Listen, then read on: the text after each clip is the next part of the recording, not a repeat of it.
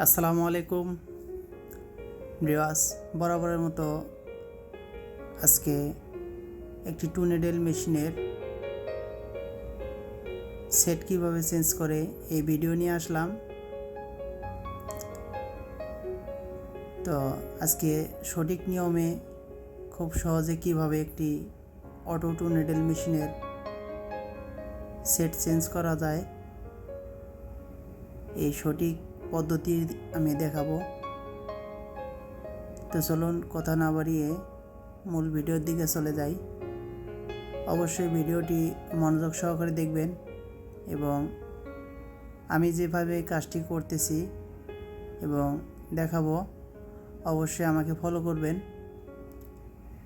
তাহলে খুব সহজেই একটি অটো টু নিডেল মেশিনের সেট চেঞ্জ করা শিখে যাবেন। তো চলুন বন্ধুরা। তো প্রথমে যে কাজটি করতে হবে, আমার নিডেল ক্ল্যাম্প খুলে নিতে হবে। তারপর প্রেসার ফিটটি খুলে নিতে হবে।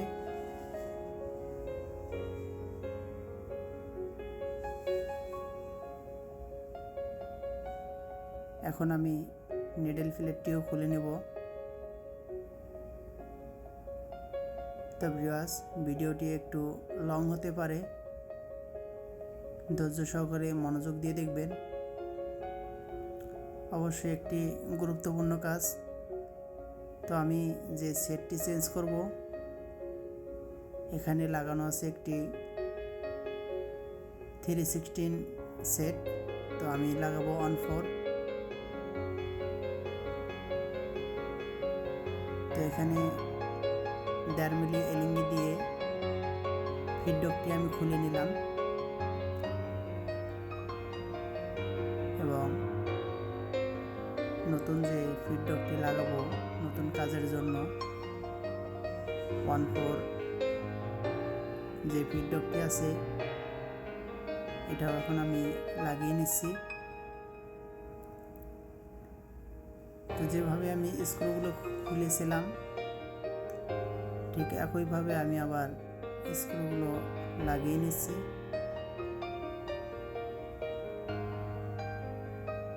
যে জায়গা থেকে যে স্ক্রু খোলা হবে অবশ্যই ওই জায়গায় আবার ওই স্ক্রু লাগাতে হবে।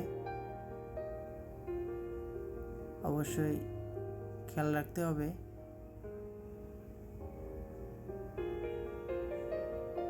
তো আমার একটি স্ক্রু লাগানো হয়েছে, দ্বিতীয় স্ক্রুটি লাগাই নিচ্ছি।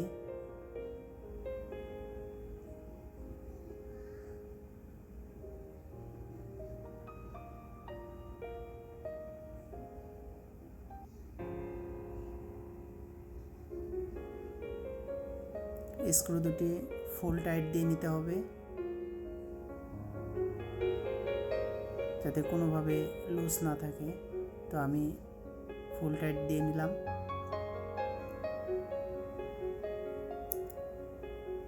এখন যে কাজটি করতে হবে, নিডেল ক্ল্যাম্পটি নোজ প্লাস দিয়ে খুব শক্ত করে টাইট দিতে হবে, নিডেল ক্ল্যাম্প যেন লুজ না থাকে। এখন আমি ফেস কভারটা খুলে নিয়ে নিডেল ক্ল্যাম্পটিকে সোজা করে নেব। তো সোজা করার জন্য যে কাজটি করতে হবে, নিডেল দুটি লাগিয়ে নিতে হবে।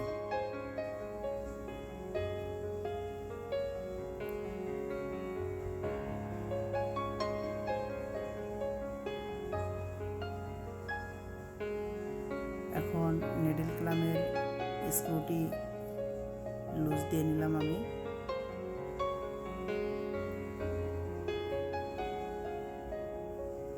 একটি নোজ প্লাসের সাহায্যে ক্ল্যাম্পটিকে ঘুরিয়ে নিতে হবে।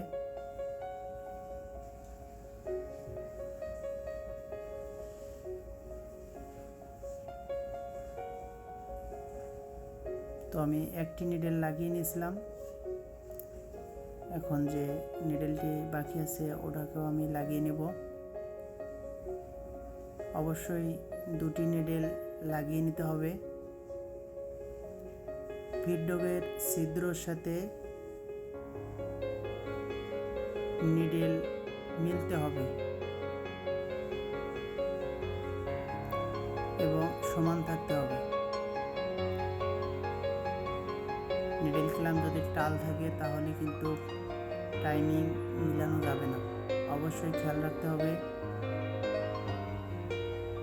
ফিড ডগের ছিদ্র দিয়ে যেন নিডেল যায়। তো এখানে আমার টাইমিংটি ঠিক নেই, নিডেলের সাথে হুকের মাথা বাজতেছে। তো এখন আমি মেশিনটি উল্টিয়ে নিয়ে হুকের যে ব্যাস আছে সেটিকে আমি সরিয়ে নেব। তো সরিয়ে নেওয়ার জন্য যে নাটগুলো লুজ দিতে হবে, তো আমি নাটগুলো লুজ দিয়ে নিচ্ছি। অবশ্যই আমার স্ক্রুড্রাইভারের দিকে ফলো রাখতে হবে এবং টিক মার ফলো করতে হবে।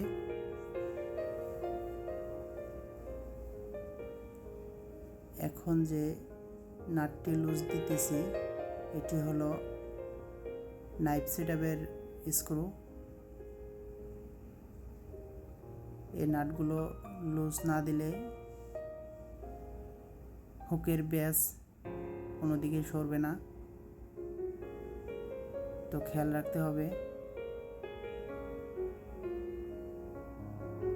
কোন কোন জায়গার নাট আমি লুজ দিচ্ছি। অবশ্যই আপনারা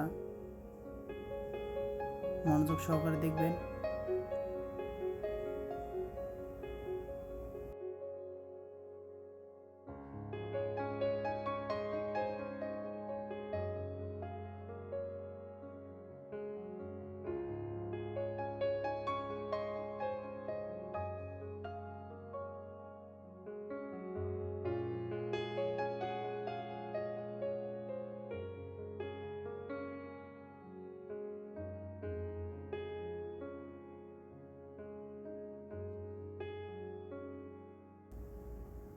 তো এখন যে কাজটি করতেছি এটি হলো নাইফ ক্যামের 10 নম্বর ডালির স্ক্রু। এই স্ক্রু টাইট দিয়ে নিয়ে ব্যাসকে সরিয়ে নিতে হবে। এটিকে যদি আমি না করি তাহলে মেশিন রেডি করার পর নাইফ কাটিং ঠিক হবে না, নাইফে কাটবে না, ক্যাম আটকিয়ে যাবে, এই সমস্যা দেখা দেবে। তো অবশ্যই ওই নাটগুলো নোজ দিয়ে হুকের ব্যাস সরিয়ে নিতে হবে। তো আমি একদিকের ব্যাস সরিয়ে নিচ্ছি।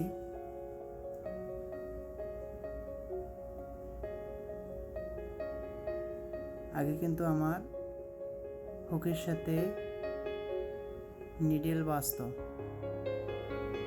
কিন্তু এখন বাজতেছে না। তো এখন আমি হুকের টাইমিংটি করব। হুকের ব্যাস সরিয়ে নেওয়ার পর হুক টাইমিং করতে হবে।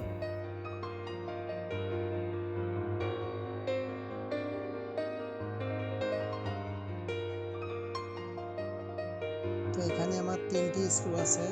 তো 3টি স্ক্রু আমি লুজ দিয়ে নিলাম। লুজ দিয়ে নিয়ে নিডেল পরিপূর্ণ নিচের দিকে রেখে হুকটিকে হাত দিয়ে ঘুরিয়ে নিডেলের 1 মিলিমিটার উপর দিক দিয়ে রেখে নিচের স্ক্রু টাইট দিয়ে দিতে হবে। অবশ্যই খেয়াল রাখতে হবে টাইট দেওয়ার সময় যেন কোনোভাবে হুকের পজিশন সরিয়ে না যায়।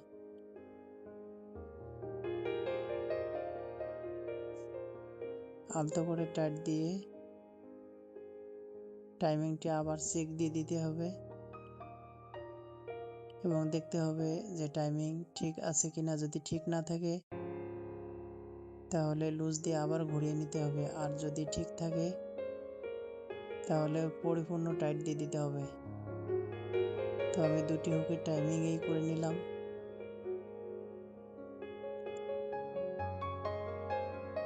অবশ্যই যেভাবে কাজটি করলাম অবশ্যই আপনারা এভাবেই করবেন। এখন যে কাজটি করতে হবে, আমি যে সেট খুলছিলাম মেশিন থেকে, সেই নিডল প্লেটের ভিতরে দুটি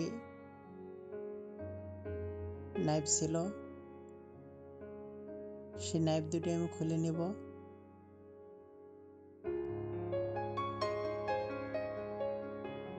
এই ফিক্সড নাইফ দুটি খুলে নিতে হবে।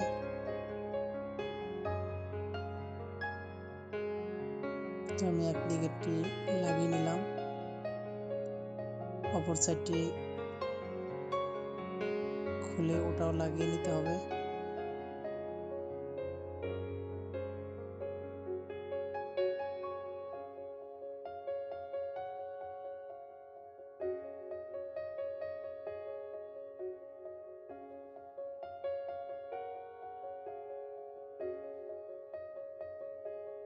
তো এই নাইফগুলো ব্রাদার মেশিনগুলোর জন্য,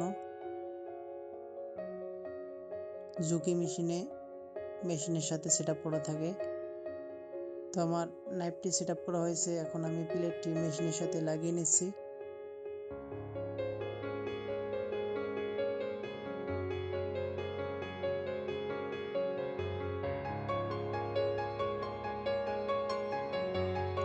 প্লেট লাগানোর সময় হুকের বাটি যেন প্লেটের গ্রুপে থাকে, অবশ্যই খেয়াল রাখতে হবে হুকের বাটি যেন প্লেটের বাইরে না যায়। তো আমার প্লেট লাগানো শেষ। মেশিন উল্টিয়ে নিয়ে নাইফ সেটআপের যে নাট দুটি লুজ দিয়েছিলাম ও দুটিকে আগে টাইট দিয়ে নিতে হবে।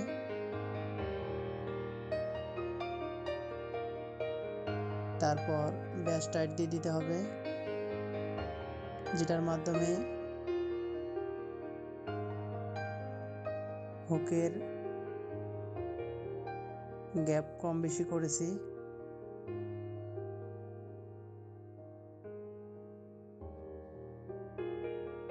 তো আমি 4টি নাটই টাইট দিয়ে দিচ্ছি। লাস্টের দিকে নাইফ যে সেটআপ,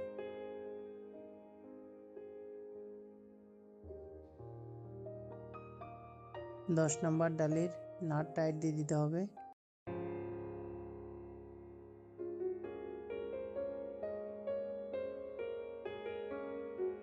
তো এখন আমি দেখব আমার মেশিনের সেলাইটি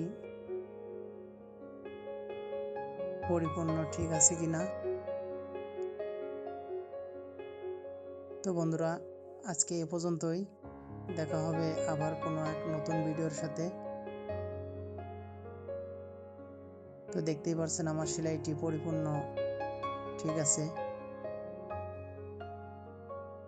তো ভিউয়ার্স, ভালো থাকবেন। আল্লাহ হাফেজ।